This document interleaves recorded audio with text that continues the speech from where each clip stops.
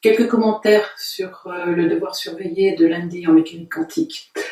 Alors, dans la zone où l'énergie est plus petite que l'énergie potentielle, pourquoi c'est impossible? Parce que l'énergie est égale à l'énergie cinétique que l'énergie potentielle, que l'énergie cinétique elle est toujours positive, et ces trois relations sont absolument impossibles ensemble. Donc il ne faut pas dire que l'énergie cinétique du coup est nulle, c'est pas vrai, l'énergie cinétique elle est toujours égale à P carré sur 2m, elle est toujours positive. Ce qui ne va pas là-dedans, c'est la deuxième, c'est-à-dire qu'elle va être remplacée par l'équation de Schrödinger. C'est tout. Mais on a toujours E inférieur à P et EC égale P carré sur 2m positif. La deuxième remarque, c'est sur les solutions, ou le type de solution, quand l'énergie est plus petite que l'énergie potentielle, encore une fois. Donc vous avez bien trouvé que le type de solution c'était des termes exponentiels ou bien CH-SH. Quand vous les avez écrits sous la forme exponentielle, il y avait un terme décroissant et un terme croissant. Certains ont dit le terme divergent, croissant, donc je l'annule, je l'élimine. Mais ça, vous ne pouvez pas faire ça tant que cette solution n'est valable qu'entre 0 et A, c'est-à-dire dans une zone limitée. Vous pouvez éliminer le terme divergent si effectivement la solution est autorisée jusqu'à un x infini. Ce n'est pas le cas ici. Donc il faut garder les deux termes. Ensuite, pour la dimension de k, alors faites au plus simple.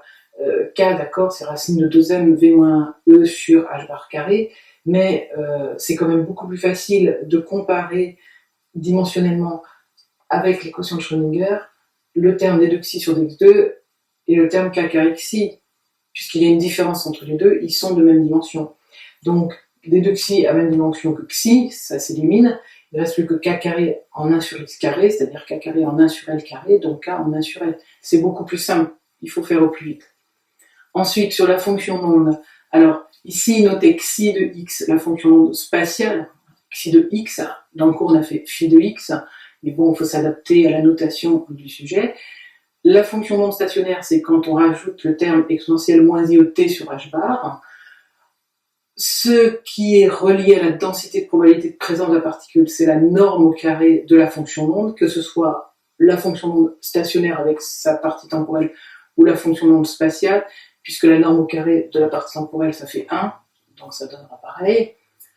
Erreur sur la normalisation, quand certains ont voulu l'écrire, c'est pas entre 0 et A qu'on a xi carré de dx égale 1, ce qui voudrait dire qu'on est sûr de trouver la particule entre 0 et A. Non, on n'est pas sûr de trouver la particule entre 0 et A. Elle peut se trouver avant 0, elle peut se trouver après A.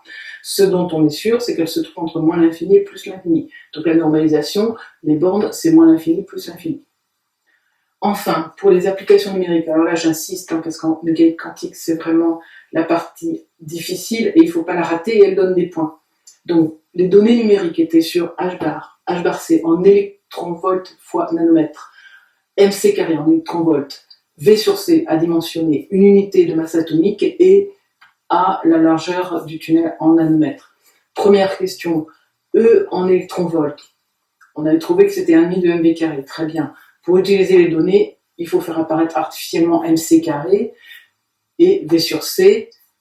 On voit bien que c'est la bonne formule. Et après, on remplace mc carré par ce que j'ai en numérique qui est en électronvolts. Le v sur c, je le remplace. Et j'ai forcément E en électronvolts, ce qu'on me demande. J'ai absolument aucune conversion de joule à électronvolts à faire. Donc, pas besoin de la charge de l'électron en particulier.